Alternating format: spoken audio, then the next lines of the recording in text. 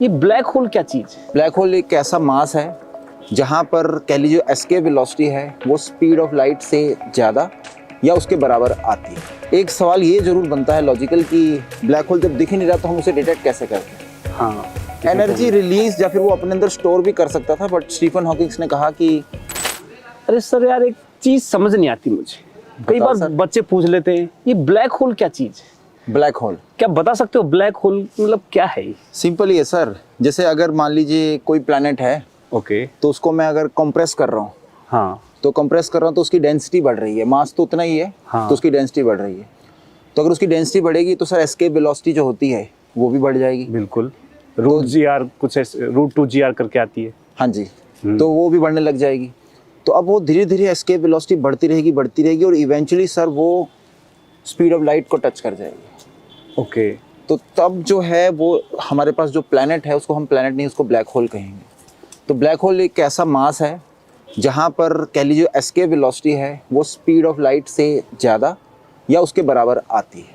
मतलब लाइट भी बाहर नहीं निकल पाएगी? बिल्कुल, इतनी ज़्यादा गुरुत्वाकर्षण शक्ति है वहाँ पर कि वहाँ से लाइट जो है वो बाहर निकल ही नहीं पाएगी। तो फिर तो वो ब्लैक होल, अच्छा इसीलिए उसको ब्लैक बोलते हैं। ब्लैक होल मतलब कहिए कि एक तरीके से जो भी लाइट गई उसने वापस तो आना नहीं है। तो कैसे black- कलर का दिखेगा? तो sir black is not a colour, black is absence of light.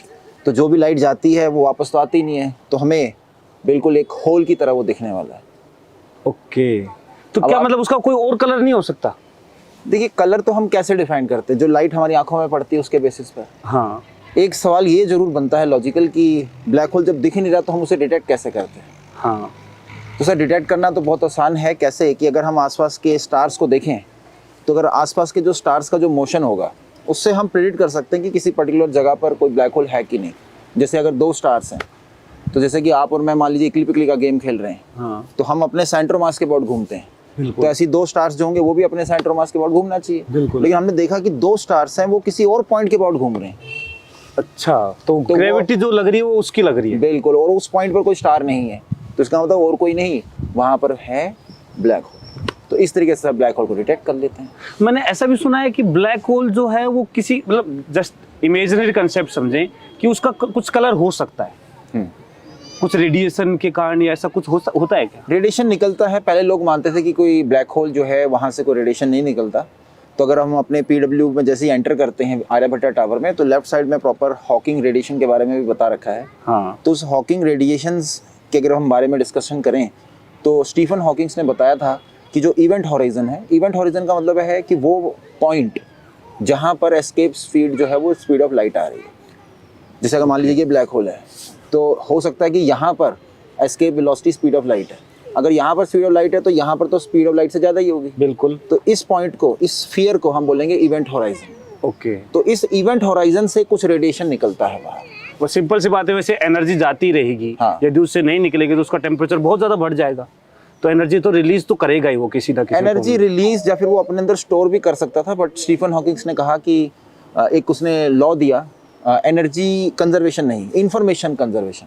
कि इंफॉर्मेशन को हम कुछ भी कर लें डिस्ट्रॉय नहीं कर सकते। जैसे आपके पास पानी है, उसके अंदर आपने मान लीजिए कुछ शहद मिला दिया, तो वो इंफॉर्मेशन अब उसके अंदर ही रहेगी। चाहे आप पानी को उबाल दीजिए, कुछ भी कर लीजिए उसके साथ, वो इंफॉर्मेशन तो आप कभी डिस्ट्रॉय नहीं कर सकते। तो इसी के बेसिस पर हॉकिंग्स ने कहा कि जो इवेंट हॉराइजन है तो वहाँ से रेडिएशन निकल रहा है। तो there is some continuously radiation coming out from the event horizon, जिसको हमने नाम दे रखा है हॉकिंग्स रेडिएशन। तो black hole do radiate radiation. Sun के बारे में क्या कहोगे, क्या वो भी ब्लैक होल है या कुछ ऐसी चीज है? सन तो अभी हमारा स्टार है, बट वो इतना मासिव नहीं है कि वो ब्लैक होल में कन्वर्ट हो। नहीं, कहते हैं ना कि सन पे जो रेडिएशन जाती है, एनर्जी जाती है, वो एक्चुअल में उसको एमिट नहीं करता है, एब्जॉर्ब कर लेता है, ऐसा कुछ? नहीं, ऐसा तो नहीं है सर। जो भी एनर्जी उसके ऊपर जा रही है वो कुछ एब्जॉर्ब करेगा, कुछ रिफ्लेक्ट करेगा और कुछ एमिट तो कर ही रहा है। तो एमिट बहुत ज़्यादा कर रहा है। एक लिमिट होती है चंद्रशेखर लिमिट। अच्छा। हमारे इंडियन साइंटिस्ट ही हैं, 1.44 times the mass of sun.